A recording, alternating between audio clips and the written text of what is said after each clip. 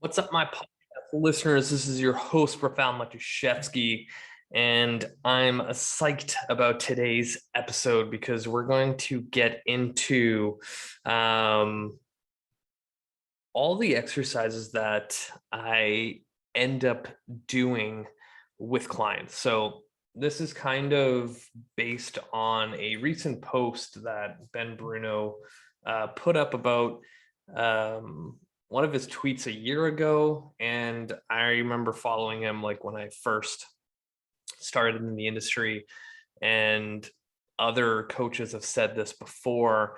And when you really think about it, and if you really audit your training programs, you kind of recycle and reuse about 10 to 15 same exercises year in, year out. Sure, they evolve. Sure, there are progressions and regressions, but you utilize those 10 to 15 exercises for everyone, but then fine tune them for the individual's needs. So I was thinking to myself, well, maybe I should do an episode on the 10 exercises that I tend to use a lot, and tell you why, kind of give you some information about where it would fit in with certain individuals and scenarios. And, when we kind of go through this, the thing to remember is that every single exercise that I bring up, it's not the end all be all. It's not, you have to do these. But in my experience working with the general population, these are the ones that tend to work the best for anyone dealing with an injury, anyone dealing with, the goals of getting stronger, burning fat, gaining muscle, those things. These exercises tend to kind of attack those goals. And, without kind of going all over the place, maybe we can say that these 10 exercises that I use with clients are for the general population that are looking to move and feel better, that are looking to work around an injury, who are looking to lose weight and gain muscle and just overall become a badass in the gym. And I'm going to showcase how that's going to look. So I'm going to do my little screen share.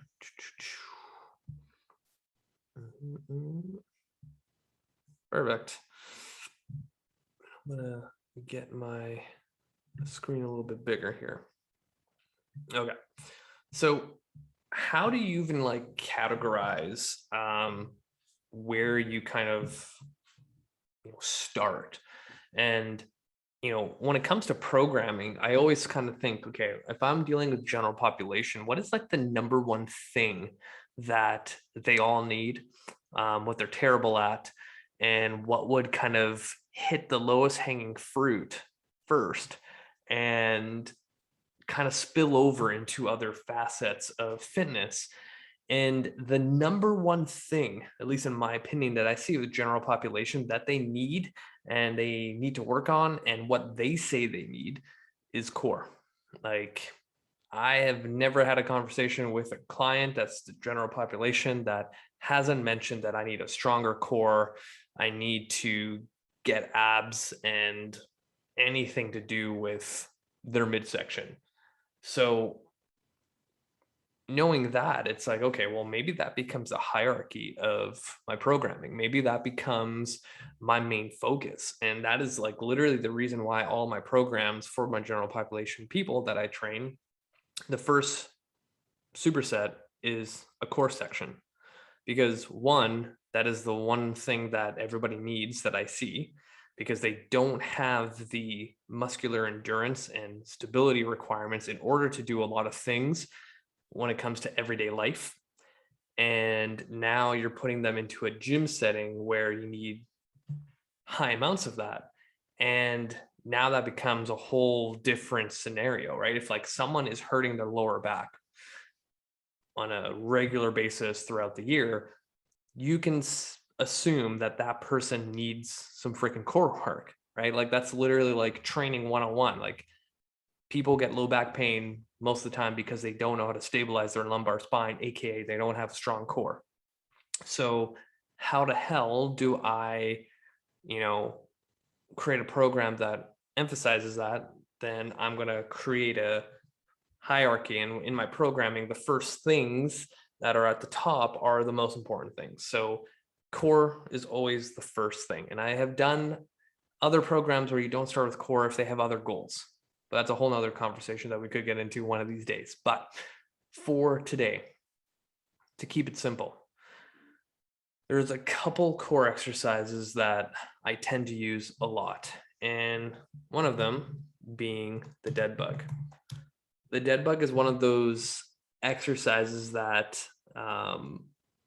has been around forever, forever. But the big thing here is that a lot of people do not know how to properly engage their core. So my biggest thing is every time I train somebody and we have trouble activating certain things, or especially in the dead bug, if I already have somebody that is unconditioned, not fit,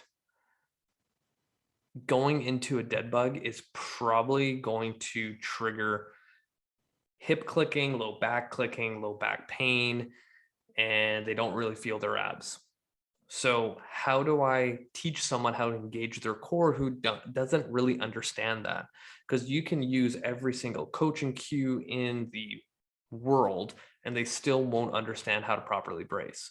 So over the years, I've been like thinking like, how the hell can I, do this? Especially like if I had 20 people in front of me, how do I teach that person, how all these people, to engage their core without over explaining it? And like, again, everyone wants everything quick, so how can I do that like that? And I kind of came up with this whole idea of like, through the FRC, you're creating tension, you're creating irradiation, and you're getting that tension throughout your body and you feel it. And I'm like, well, how can I do that in a dynamic setting like a dead bug? And I was like, I got to create irradiation. And something as simple as this variation of the dead bug, where I have a yoga block, just like in this video, here wedged between my knee/thigh into my forearm. So when I extend, I am pushing that block as hard as possible to create tension through that midsection, that torso, my core. And right away people feel it and they're like, holy shit, this is the hardest dead bug ever. And like, I can have people who have been going to the gym on and off forever that have done dead bugs before, and they do this and they're like, this is literally the hardest thing I've ever done. And the nice thing about this variation is like, no matter how fit you are, this will always be challenging, because the harder you push, the stronger you get, the more force you can create, which allows you to feel it more. So this is literally a variation I now use with everybody, like everyone. And I've had so much success with it. And it's even simple where, say you don't even have a yoga block, take your hand and push it into your knee as hard as possible. It's the same thing. So I was really, really happy when I came across this idea, and like, you can use a stability ball, you can use a foam roller, anything like that. But say, for example, you're a general population person and this still bugs your lumbar spine. And I have to like bring this whole idea up. It's like, how do I create this variation for someone less conditioned, not as fit as someone else? So there's a couple of variations here. Say, for example, I'm just in that start position, like you see here. And maybe all I do is I push against each other, the forearm and knee, and I just use the arm going back. And now I don't have to worry about my lumbar spine. Or maybe instead of extending the leg like this, I'm going to switch sides here. Bad timing. Sorry, guys. Rather than extending the leg, I have it bent and I just drop the heel down. So now I cut the lever in half. so much better, right? So there's a couple options there, but say someone that's like really unconditioned, what can I do? I could literally have both my this foot right here onto the ground, and maybe I just do, you know, tension where I just push and relax, and you're going to still get some good core activation through that. Something really, really simple. And this is where, you know, I have my number one exercise right now for core, and I can literally scale it up and down depending on where the person is. If you're super fit or your first day at the gym, like I have an option for you. And that's where I think a lot of people miss the mark in programming, is that they're trying to always find hard ass exercises, new exercises, different looking ones to keep it, you know, interesting. But literally you have to do the same shit over and over again. And if you're going to be on the side of like, oh, it's boring and I don't really like training the same things, it's like, well, fuck, like what else do you want from me? Because at the end of the day, if you look at Olympic weightlifters or like anyone weightlifting back in the day, like before even Arnold Schwarzenegger, you didn't really have a lot of stuff to go around with. You don't have a lot of equipment, but for some reason, those people got stronger and leaner and bigger, stronger, faster, right? It's the very basics, the very fundamentals that you should practice day in, day out to get fitter. But sure, I totally get the whole, like, I need to be engaged while I'm working out. But at the end of the day, workouts are not supposed to be the fun thing that you do. Like, some days are going to be shitty. Some days you're going to be hauling your ass to the gym or down to your basement, and you're like, I don't want to fucking do this. Like, you can't have perfect days every single day of the week when you work out, or every single month. Like, if you really audit, like I had this conversation with a client, like a whole month of training, there's probably maybe 4 workouts of the entire month, if you're training multiple times a week, where you're like, fuck yeah, 100%, I'm totally into this, I'm crushing it, I love my life. And then like the next, I don't know, 50% are just like in the middle, and then the rest are just like, I could be doing something else than this. That's a whole nother story. But anyway, dead bugs, one of my go-tos. The other one, good old bird dog. But I have a specific one that I like using, and I've brought this up on my show. This guy, a bird dog isometric. So in this position, the reason why the bird dog is great is that it teaches low back stability, right? Because the moment you leave your arm and leg off the ground, you have only 2 points of contact. Now your knee and hand, and technically your other foot. Anyway, 2 points of contact, and that requires stability of the lumbar spine and your core to work together to keep you stable.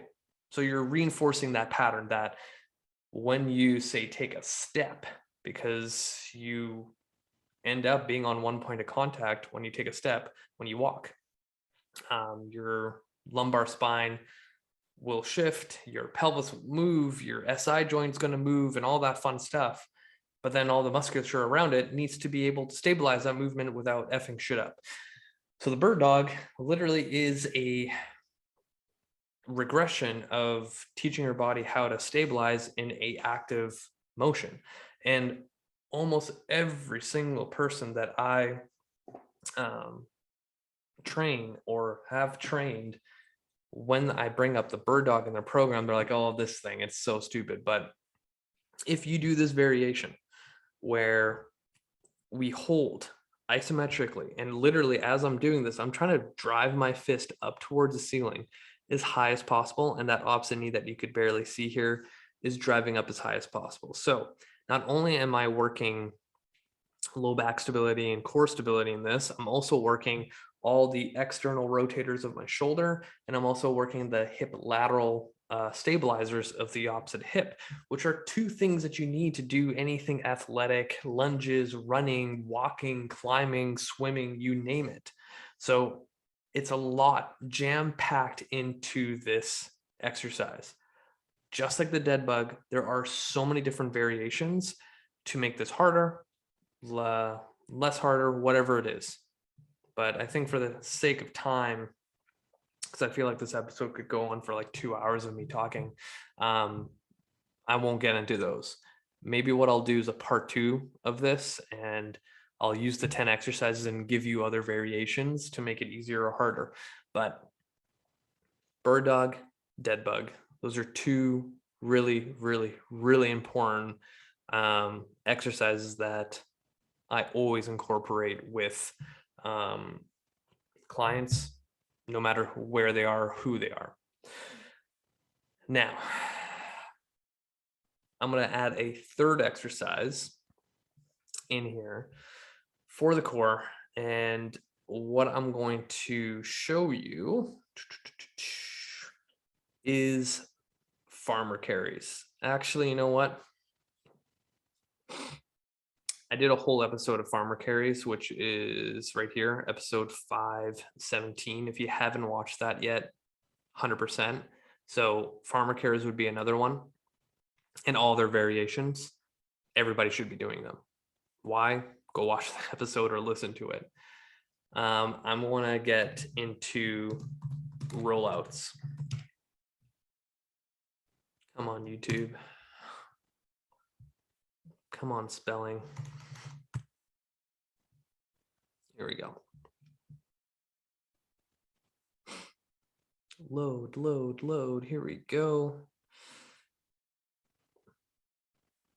All right, so tall, kneel, rollout. Why do I like it? One, you are fighting extension. So just in general, when you're looking at training the core, you need to understand the biomechanics of how your spine works and what it's made for. It's designed to resist motion. So if you're going off of that logic, you should probably train the same way that you're designed to, resisting motion. So if my spine can forwardly flex, extend, rotate, and laterally flex, then I should probably do exercises that fight that.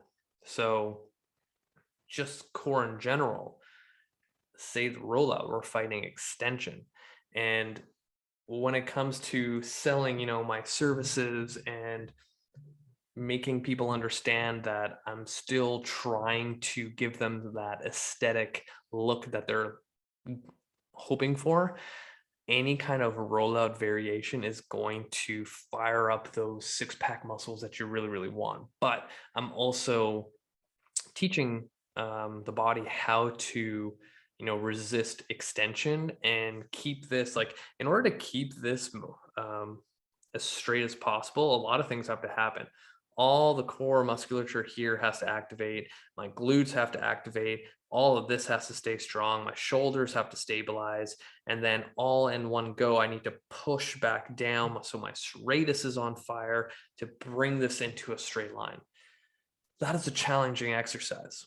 And again, if I wanted to make this easier, I don't roll out as far. Maybe I only roll out 1 inch and 2 and back. If I wanted to make this harder, maybe I go into a full plank and I start doing saws. Maybe I do stir the pots. Maybe I go into an ab wheel. Maybe I use the TRX. Like, there's so many different variations, but the rollout is vital, just vital for training our core.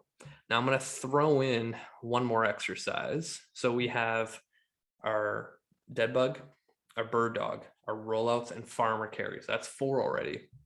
I think I might do more than 10.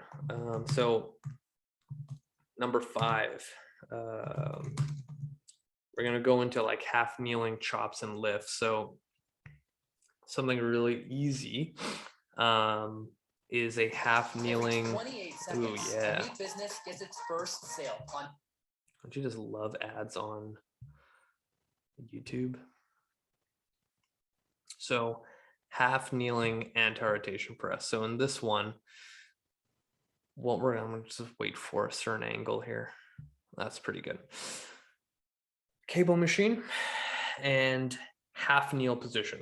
When you're in a half kneel position, one, you are really challenging the hip that's down closest to the cable machine, all the stabilizers, along with conjunction with your core muscles. So every time you press out, your body is fighting rotation. So again, we're going back to functional core. The moment I am pressing out into that Palloff press, you are now at that point where the whole cable machine is trying to pull you this way. So core musculature has to keep me upright, and my hip stabilizer has to really turn on to make sure I don't fall over. So these are all the little things that I put into my clients' programs because they suck at it, because they don't have those two things that I just mentioned.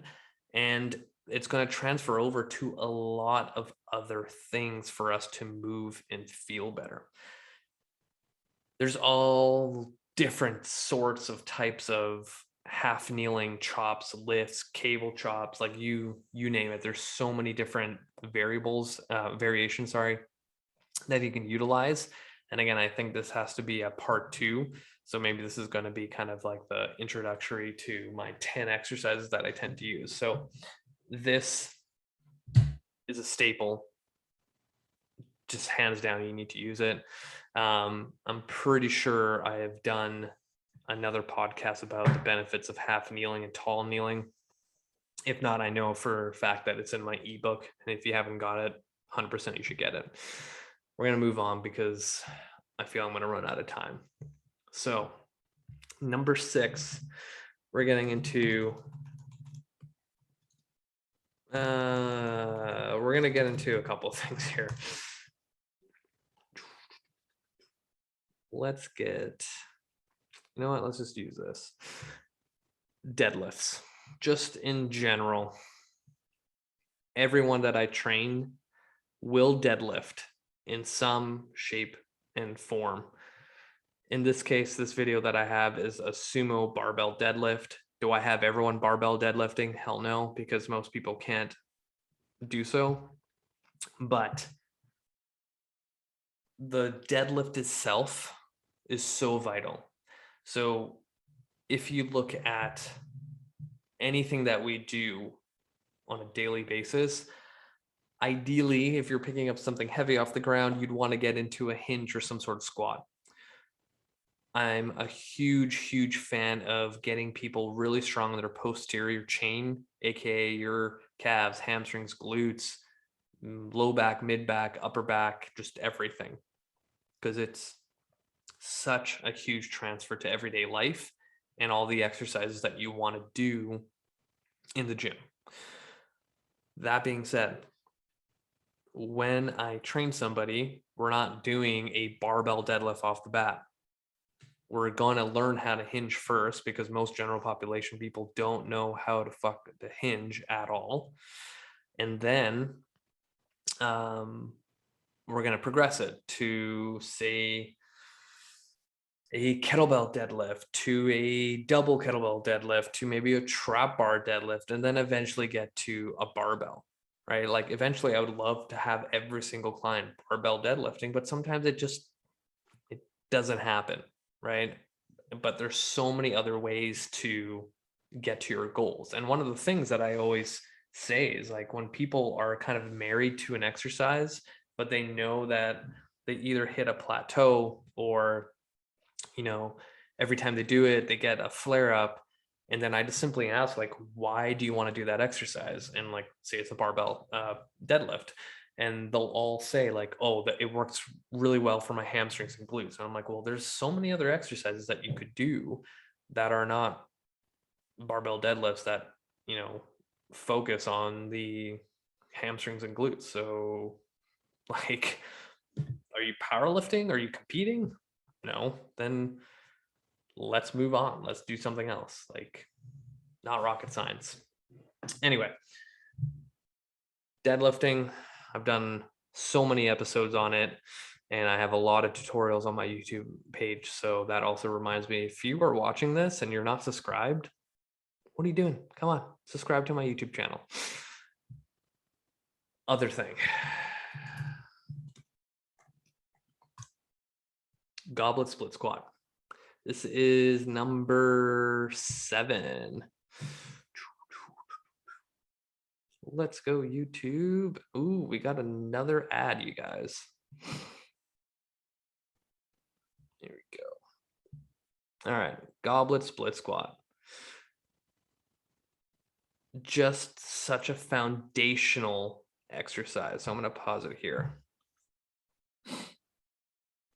One, I feel that anytime I start with a general population person, they're not ready to do lunges just yet. If you look at what we kind of focused on just in the core section, there's a lot of hip stability stuff and core stability stuff, which are two things that require a huge demand when you're lunging. How many times have you done lunges or you've seen people do lunges where they're kind of wobbly all over the place and they can barely, stay upright? Hip stability and core stability.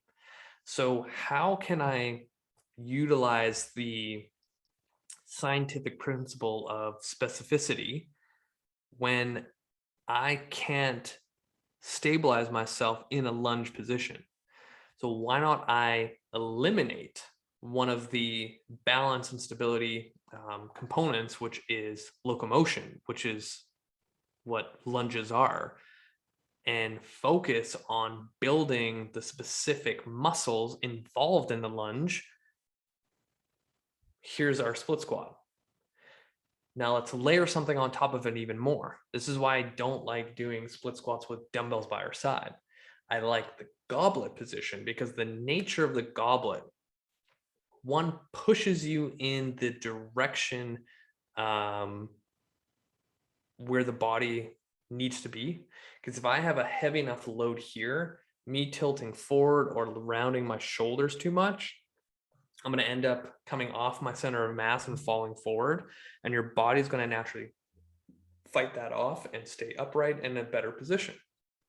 So now that I'm focusing on the rule of specificity with the muscles involved in lunging and targeting them more effectively and efficiently and loading it, I'm now building a bulletproof or ironclad body, as I say, in this position. And this is what I do with every single person. I don't even care if you are advanced. If I gave you 100-pound dumbbell in a goblet position, for sure the shit that's going to be challenging for you. And maybe you can do it, but let's see if you can do it for 12 to 15 reps per side. That's definitely going to smoke you. If that's still not challenging enough, let's hold it isometrically for 15 seconds a side with that weight. That's going to definitely smoke you. This is the thing where people get to a certain point and have an ego of training that they're beyond the basics. You should go back to the basics and see if you can make it even better. Just because you've been going on and off in the gym for years doesn't mean you're beyond the fundamentals. I've been working out for, I don't know, 15 years. The exercises that I do right now are still not good. I could improve on them, right? It's always going back to the fundamentals and getting really good at them, more efficient, so then you can see the progression. So split squats, one of the most underrated exercises for sure. Talking really fast in this episode. So the other thing here too is, in order to regress this, something as doing an assisted split squat is very, very simple to do in this situation. But yeah, most people don't ever think of, maybe I should do split squats, but no. Let's move on to the next one. So we have 7, right? Dead bug, bird dog, farmer carries, half kneeling, chops, lifts, you name it. What else did we do? Deadlifts. I feel like we're missing something. Can't think about it right now, but we are on number 7 for sure. Similar to the deadlift, we are doing the single leg deadlift. So I could go on and on about the importance of learning how to do a single leg deadlift. But in this case, if I need to freeze frame this. My joke in the clinic is that if I could get every single patient single leg deadlifting with like a 45-pound dumbbell or kettlebell, all their issues would go away.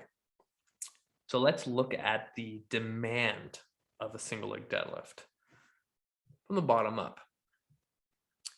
Foot stability, ankle stability, knee stability, hip stability, low back stability, grip strength, shoulder stability, core, and then we have hamstring strength, glute strength, adductor strength, lateral hip stabilizers, all in one.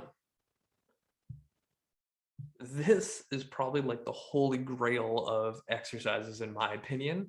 And I can't find an exercise that is more sport specific, air quotes, and functional than this. So much bang for your buck. And I literally have every single person doing the single leg deadlift. Even if they start progressing, there's so much other variations you can do. And same thing with like the split squat.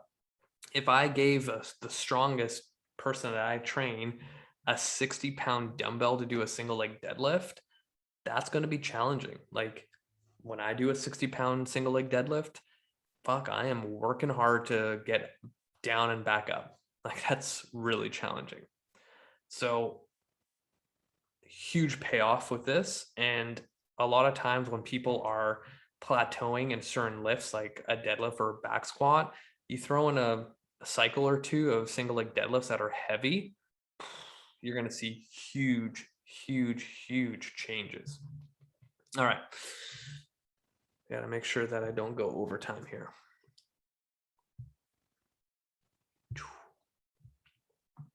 Another classic. TRX rows.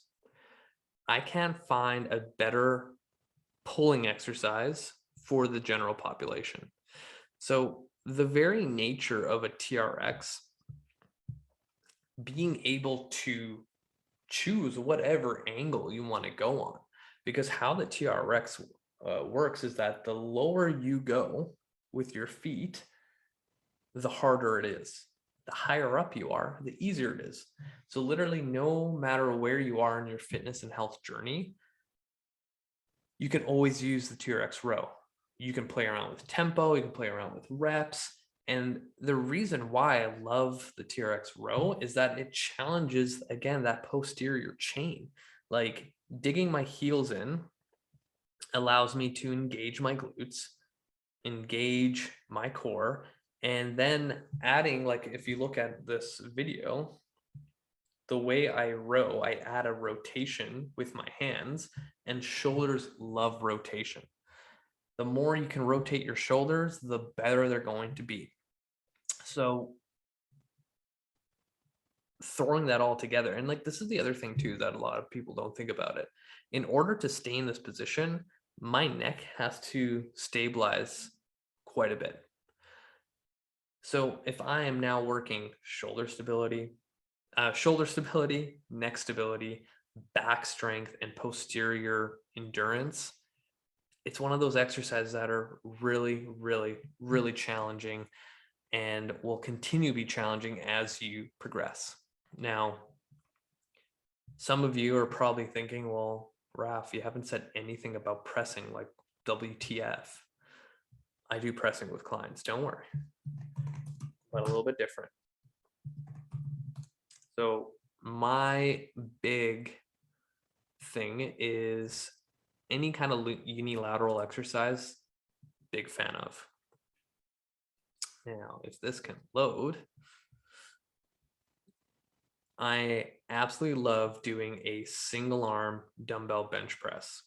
So the very nature of this movement, as I'm coming down, my core has to work again. And what did we discuss earlier? Every general population person needs more core. as the weight's coming down, my core has to fight that rotation and press, and my shoulder has to stabilize, my grip has to coordinate with it, and I'm getting more muscle activation, more fibers being used, more fibers being torn apart, and that's going to create more change faster than just doing a barbell bench press. Does barbell bench press have a benefit? Yes, it does. But when I'm dealing with general population people that have one shoulder shittier than the other and weaker than the other and are looking to burn more calories at the same time, unilateral work tends to hit all those things, and you can create more specificity again in that situation, because you grabbing something or grabbing your kid with one arm or trying to like pull your suitcase at the airport, all single arm, single leg stuff happens every single day. So why not train it that way? And say if you decide to play hockey, decide to play golf, decide to play soccer with your kids, those are all sports that are on one leg and use one arm at a time. Like, it's not rocket science. All right. So I think we are at number 8 so far. So I'm going to give 2 more exercises that I use a lot. So because we are on the topic of pressing, I also like pressing heavy. And the landmine is one of those things.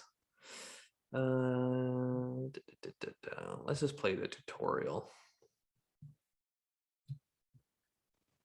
So with almost every single, and hopefully I have you muted, every single client that I train has some jacked up shoulders where they shouldn't be pressing overhead. And when I tell clients that, they get kind of worried, like, oh, like I really like pressing, like, am I going to get weak if I do it? No, but there's other ways to utilize those same muscles, but not limit yourself to, you know, doing anything overhead. So with the landmine, the nature of the angle, which is around a 45-degree angle, allows you to still press similarly to an overhead press without the wear and tear of your shoulder joint. Because a lot of times, if I can't do this without any kind of compensations, then I'm going to have a huge risk for injury. So if you look at the landmine, how I press, so let's take a second here, as I explained, to create irradiation. When I get to the top, this is the goal. This is it. When I press in that 45-degree angle, when I get to the top, this barbell is now unstable. So guess what has to stabilize? The shoulder and the shoulder blade, to ensure that this does not fall over from left to right. So even though I can load this as a strength exercise to really develop some great physiological changes, I'm also utilizing this as a rehab exercise, right? So again, it's one of those things where I am putting 2 and 2 together that most people don't think about when it comes to training. Is like, how can I train around an injury? This is one of those exercises. So I'm a huge component of the landmine for pressing and all other variations. Now, realizing the time, I'm going to give you one more exercise.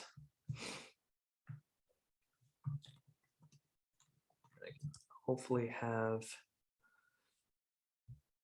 So this is going to be like a bonus because there are several exercises in this. Is the daily CARS routine. I get every single person to do controlled articular rotations, which is basically a fancy way of saying you're going to move your joints through the entire range of motion it's designed. Our joints are designed to move. When we don't move them, bad things tend to happen. So it's in our best interest to move the joint so we can give it nutrients through the synovial fluid, to have, oh, my arm has no tattoo on there. Look at that. Anyway, in order for our, joints to improve, we need to move them. So I always give the examples like our shoulder. If I'm only using my shoulders for texting on my phone, going on my laptop and grabbing a cup out of the cupboard, then maybe my synovial fluid is only kind of going into the front of the shoulder capsule. But then what about all of this stuff back here?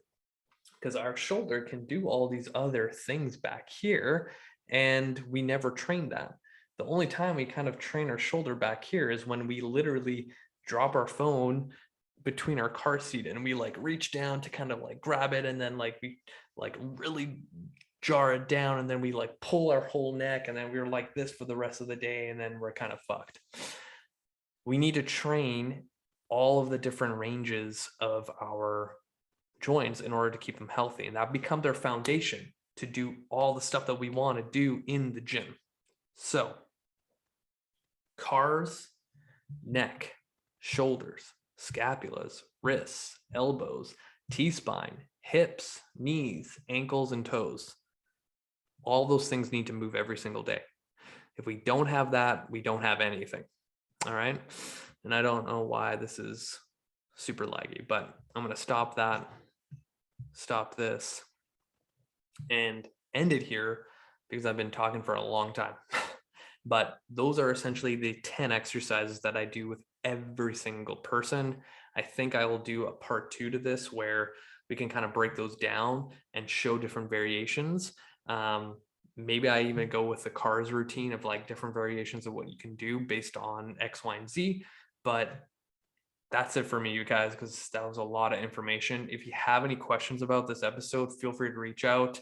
Remember, hit the show notes, add me on Facebook, add me on Instagram, subscribe to this YouTube channel, and share this podcast with your friends and family. That's it for me, you guys. Until next time.